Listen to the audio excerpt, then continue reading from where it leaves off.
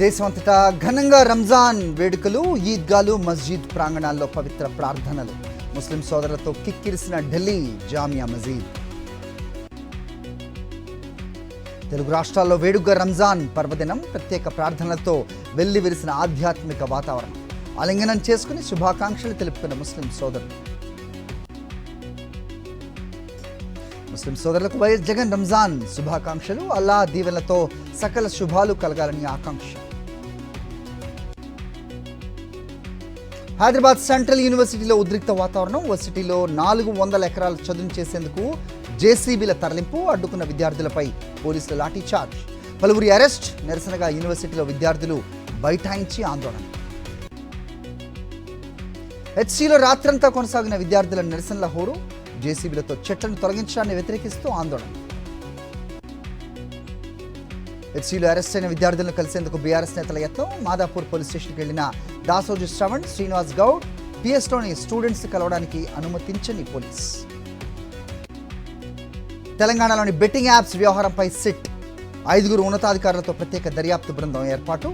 90 రోజుల్లో సమగ్ర నివేదిక ఇవ్వాలని డీజీపీ ఆదేశం. పేదలకు పట్టెడనం పెట్టాలన్నదే కాంగ్రెస్ సిద్ధాంతం. దాన్ని సన్నబియ్యం పథకంతో నిజం చేశామన్న సీఎం రేవంత్ రెడ్డి. కళ్ళు లేనోళ్లు కాళేశ్వరం కూలిపోయిందని అంటున్నారు. సిద్దిపేటలో వేసవిలో కూడా నీళ్లు పారుతున్నాయన్న హరీష్ రావు. ఖమ్మం జిల్లా మదిర నియోజకవర్గంలో భట్టి విక్రమార్క పర్యటన. ఇరుపాలెం మండలం కాచారంలోని శివాలయంలో ప్రత్యేక పూజలు. కోనసీమ జిల్లా సఖినేటిపల్లిలో క్రైస్తవుల భారీ ర్యాలీ. పాస్టర్ ప్రవీణ్ మృతి కేసులో నిందితులను అరెస్ట్ చేయాలని డిమాండ్. పల్నాడు జిల్లా నరసరావుపేటలో వాలంటీర్ల నిరసన దీక్ష.